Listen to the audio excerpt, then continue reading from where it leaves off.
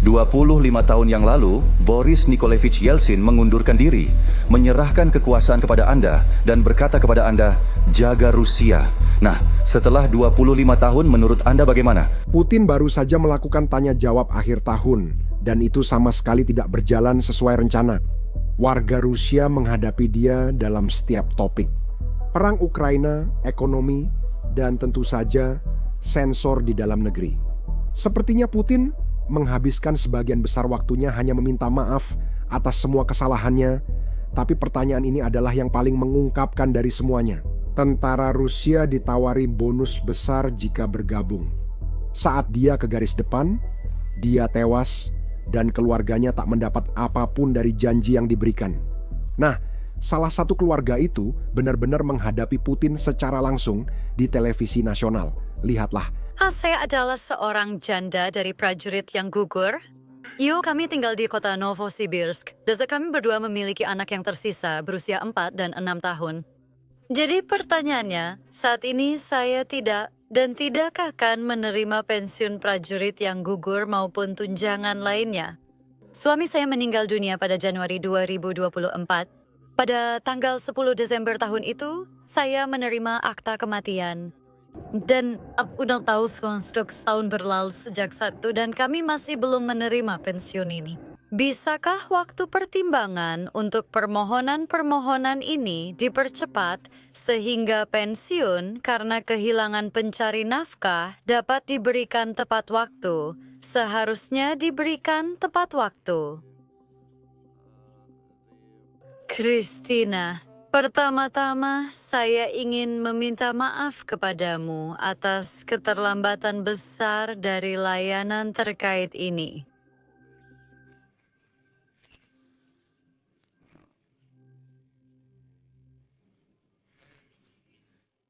Dan untuk kasusmu ini akan segera selesai.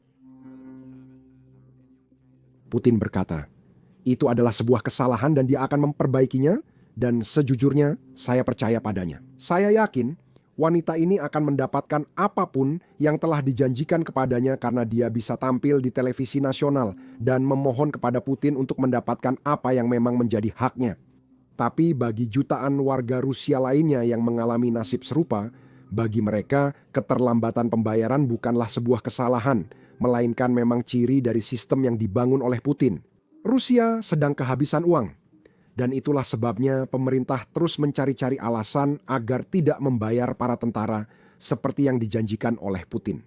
Nah, sekarang hal ini mulai menjadi perbincangan publik untuk pertama kalinya sejak perang di Ukraina dimulai. Krisis ekonomi telah menjadi salah satu pertanyaan utama yang ingin diajukan rakyat Rusia kepada Putin selama siaran akhir tahun ini. Ada begitu banyak pertanyaan terkait ekonomi sehingga Anda bisa merangkum seluruh konferensi ini seperti ini. Putin terus membanggakan bagaimana ekonomi Rusia sedang berkembang pesat, sementara ekonomi Eropa sedang terpuruk. Tapi pada dasarnya, pertanyaannya adalah menanyakan kepadanya, "Hei, saya tinggal di wilayah terpencil di Rusia yang punya banyak minyak dan banyak gas. Tapi kami tidak punya jalan. Bisakah Anda memberi kami jalan dan memberi kami makanan?" Lalu Putin pun meminta maaf. Dia bilang dia akan segera memperbaikinya dengan cepat. Tapi sebelum kita membahas semua pertanyaan ekonomi ini, saya ingin membagikan komentarnya kepada Anda. Di garis depan, tampaknya demensia mulai menguasai Putin. Pada usia 73 tahun, dia masih mengulangi kebohongan kuponsek yang sama yang telah dia katakan selama ini. Dia mengklaim kota itu berada di bawah kendali Rusia, tapi bahkan orang Rusia sendiri tidak mempercayai apa yang dia katakan. Mari kita lihat apa yang dia katakan, lalu saya tunjukkan bagaimana orang Rusia melawan. Wilayah Kharkiv. Di wilayah Kharkiv, seperti yang diketahui, kota Kupiansk berada di bawah kendali kami beberapa minggu yang lalu. Pasungka menguasai kota itu. Untuk saat ini mereka diardai bergerak ke arah barat karena mereka menghadapi tugas yang sangat penting. Untuk mengeliminasi kelompok di tepi kiri sungai Oskol dan merebut pemukiman lain, yang pada dasarnya adalah stasiun persimpangan Kupiansk-Ozlavoy. Namun juga kelompok yang terkepung di tempat ini cukup besar. Ada 15 batalion. Saya sudah membicarakan hal ini. 3.500 personel. 3.500 personel. Nah, Saat dia menjawab pertanyaan tentang kupon itu, seseorang mengirimkan pertanyaan yang ditampilkan di layar besar. Benar, ini layar sangat besar, seperti layar stadion sepak bola. Dan di layar ini, Putin pasti melihat apa yang ditanyakan. Ini adalah pertanyaan di Kupiansk. Tentara Ukraina menghajar kami habis-habisan, tapi Anda bilang kita menguasai kota. Kenapa berbohong? Ini pertanyaan yang dilihat semua orang, termasuk Putin. Kita juga punya blogger perang Rusia yang mengikuti peristiwa ini online dan tidak percaya pada pernyataan Putin. Lihat komentar ini. Analis Rusia menolak klaim Putin bahwa dia telah mengepung 15 batalion tentara Ukraina. Dengan nada mengejek, mereka bilang hanya laporan dari atas yang benar. Tak ada yang lebih benar selain Putin sekarang. Dia kemudian ditanya soal negosiasi yang sedang berlangsung. Menurut saya ini pertanyaan yang sangat bermoral. Jika Putin terus menolak negosiasi perdamaian, bukankah itu berarti semua kematian ada di tangannya? Ini jawabannya. Silakan dengarkan. Presiden Trump sudah memiliki kesepakatan damai di meja. Ukraina menawarkan kompromi besar-besaran, namun Anda terus membicarakan perang. Tuan Presiden, Kemwani menolak tawaran perdamaian dari Presiden Trump. Afganistan dari bahasa Inggris wabat declaration bahkan di Ukraina dan Rusia pada tahun 2026.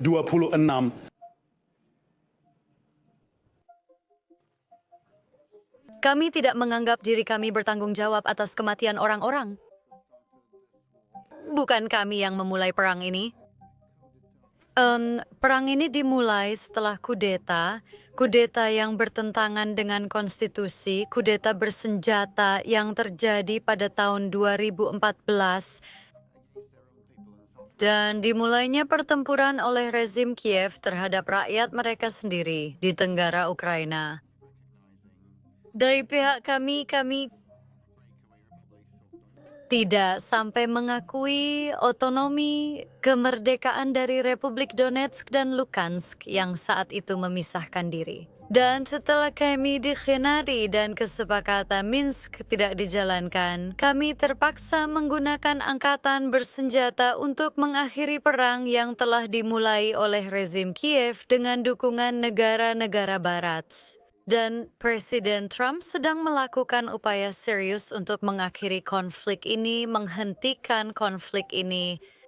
Saya sudah berkali-kali mengatakan bahwa beliau cukup tulus dalam upaya ini. Dan selain itu, selama pertemuan dengan Presiden Trump di Anchorage, kami sepakat dan pada dasarnya menyetujui usulan-usulan Presiden Trump. Jadi dia mengatakan bahwa kami menolak apapun itu tidak pantas dan tidak berdasar. Pada pertemuan pendahuluan di Moskow, sebuah usulan disampaikan kepada kami dan kami diminta untuk membuat beberapa penyesuaian tertentu. Ketika saya datang ke Anchorage, ketika saya tiba di Anchorage, saya mengatakan bahwa keputusan-keputusan itu akan menjadi keputusan yang sulit bagi kami. Namun kami tahu setuju dengan kompromi yang diusulkan kepada kami ini. Jadi dia mengatakan bahwa kami menolak apapun atau menolak sesuatu itu tidak pantas dan tidak berdasar. Dari demo sekarang, semua keputusan ada di tangan lawan-lawan barat kami yang disebut-sebut itu, para pemimpin rezim Kiev yang paling utama dan para sponsor mereka di Eropa. Kami siap untuk berdialog dan kami siap untuk mengakhiri konflik ini dengan cara damai. Sekarang, mari kita fokus sedikit pada standar hidup di dalam Rusia, terutama untuk orang-orang Rusia. Ada pertanyaan dari warga Rusia ditampilkan di layar besar. Pertanyaannya adalah, mengapa orang Rusia biasa hidup lebih buruk daripada Popins, yang seperti masyarakat adat di dalam Papua Nugini? Banyak orang Rusia mengaku standar hidup mereka lebih buruk daripada orang yang hidup secara adat. Kami punya komentar lain yang tadi ditampilkan di layar besar, dan saya ingin memberikan kalian sedikit konteks sebelum saya tunjukkan ini. Acara ini disebut jalur langsung. Pada dasarnya, orang Rusia punya jalur langsung ke Putin, dan salah satu pertanyaannya menyatakan bahwa ini bukan jalur langsung, tapi sirkus. Entah mengapa, ini juga muncul di layar besar saat kamera menyorotnya, tapi mereka segera mengalihkan kamera. Kami menerima pertanyaan lain mengenai partai politik Putin di Rusia. Partai ini disebut Partai Rusia Bersatu, dan pertanyaannya membahas tentang standar hidup di dalam Rusia, kehidupan di dalam Rusia. Dan dikatakan, Bukankah aneh partai ini selalu memenangkan mayoritas dalam setiap pemilu? Standar hidup di negara itu menurun. Mungkin pemilu Rusia hanyalah fiksi. Seperti yang saya katakan, hari ini orang Rusia tidak menahan diri. Lalu kami mendapat pertanyaan tentang Garda Nasional yang ada di dalam Rusia, saya rasa namanya Rosmodar. Lembaga di Rusia telah melarang banyak platform teknologi asing seperti WhatsApp, YouTube, Snapchat, dan Roblox. Mereka juga yang berada di balik pemadaman internet yang terjadi di seluruh negeri. Nah, sekarang beberapa orang langsung meminta Putin untuk melarang organisasi ini. Untungnya, Putin dengan hati-hati menghindari pertanyaan itu. Karena pada kenyataannya, kita semua tahu siapa yang sebenarnya berada di balik semua larangan ini. Lalu, ada pertanyaan penting dari reporter British Broadcasting Corporation, Steve Rosenberg. Menurut saya, dia satu-satunya pria di Rusia yang berani menghadapi Putin.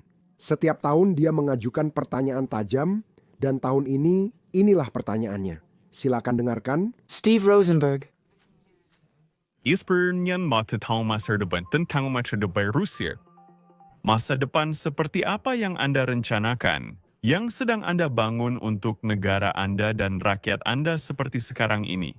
Apa masa depan ini akan legal? Beri jika ada masyarakat yang secara terbuka tidak setuju dengan sesuatu? Apakah Anda akan mencari musuh di dalam atau luar negeri ke depannya?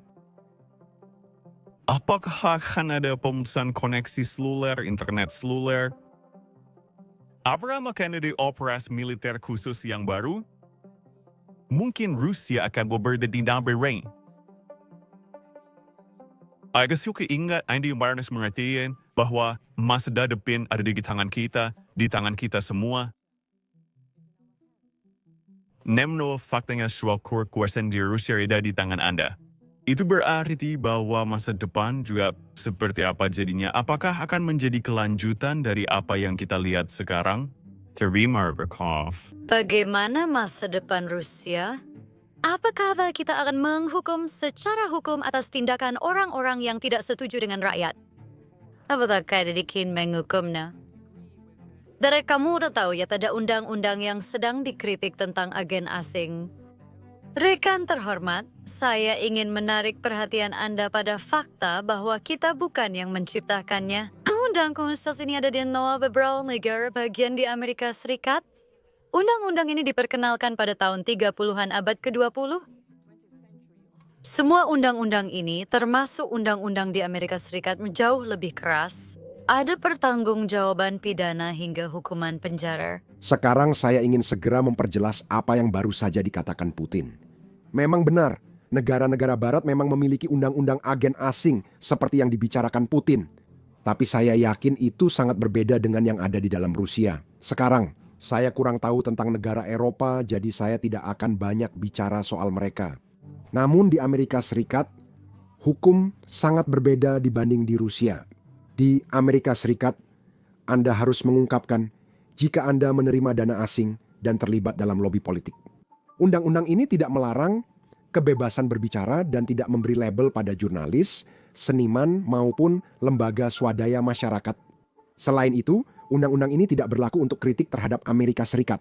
Namun, undang-undang ini sebenarnya tidak menyatakannya. Hei, jika kamu menerima dana asing, itu adalah pengkhianatan. Undang-undang ini menyatakan bahwa pelobi yang terlibat politik dan menerima dana asing harus melaporkannya ke pemerintah. Di Rusia, situasinya sangat berbeda dengan undang-undang ini. Pertama-tama, undang-undang ini bisa berlaku untuk siapa saja. Jadi, ini tidak hanya berlaku untuk orang-orang yang terlibat dalam lobi politik. Jika Anda seorang jurnalis, jika Anda seorang YouTuber, jika Anda warga biasa, Anda bisa diberi label agen asing. Lebih parahnya, undang-undang ini juga berlaku untuk mereka yang tidak menerima pendanaan asing. Jika diwawancarai media asing, Putin bisa menyebut Anda agen asing. Kalau Anda mengkritik perang yang dimulai Putin, dia akan menyebut Anda agen asing. Dan jika Anda menyelidiki korupsi di dalam Kremlin, maka Anda sudah pasti dianggap sebagai agen asing. Di Rusia, undang-undang ini terutama digunakan untuk membungkam kritik, bukan sekadar mengungkap pendanaan asing. Konsekuensi menjadi agen asing di Rusia jauh lebih buruk dibandingkan di Amerika Serikat. Di Rusia, rekening bank Anda diawasi pihak berwenang dan pembayaran selalu dipantau. Dan di atas itu semua, Pemberi kerja tidak mau mempekerjakan Anda jika Anda adalah agen asing. Tempat acara juga tidak mau menyelenggarakan acara Anda jika Anda adalah agen asing. Dan yang lebih parah lagi, Anda harus membayar pajak dengan tarif yang lebih tinggi dibandingkan dengan warga negara Rusia biasa. Itu berarti Anda benar-benar diperlakukan seperti warga negara kelas 2 karena Anda diberi label agen asing oleh Putin. Dan penting untuk ditegaskan lagi, Anda tidak perlu menerima uang dari pemerintah asing atau entitas asing untuk diberi label agen asing. Di Rusia, mengkritik Putin bisa membuat Anda dicap agen asing tanpa bisa berbuat apa-apa. Tapi bagaimanapun, mari kita kembali ke jawaban Putin. Anda bertanya apakah akan ada operasi militer khusus yang baru? Tidak akan ada operasi. Jika Anda memperlakukan kami dengan hormat dan menghormati kepentingan kami, seperti kami juga berusaha menghormati kepentingan Anda. Anda tidak merwenyi di beraturan bertering dengan kami. Seperti yang terjadi dengan perwakilan NATO ke arah timur, Anda menaikkan bahwa niadakan ada perwakilan NATO ke arah timur. Bahkan 1 inci pun itu adalah kutipan langsung. Seperti yang Bang dikatakan, seperti yang kami disanakan, kami hanya mengabaikan kepentingan kami dalam bidang keamanan. Kamu telah menipu kami, bukan? Kamu secara pribadi. DPR hardcore Barat dibooster situasi hari ini dengan tangan mereka sendiri. Dan mereka terus memperburuk situasinya. Mereka terus-menerus mengatakan bahwa mereka sedang bersiap untuk perang dengan Rusia. Setahu saya Anda sudah bertahun-tahun tinggal di sana. Tapi saya mesti memahaminya dan mereka yang berbicara tentang perang dengan Rusia juga memahaminya. Apakah kita benar-benar akan menyerang Eropa? Ini omong kosong.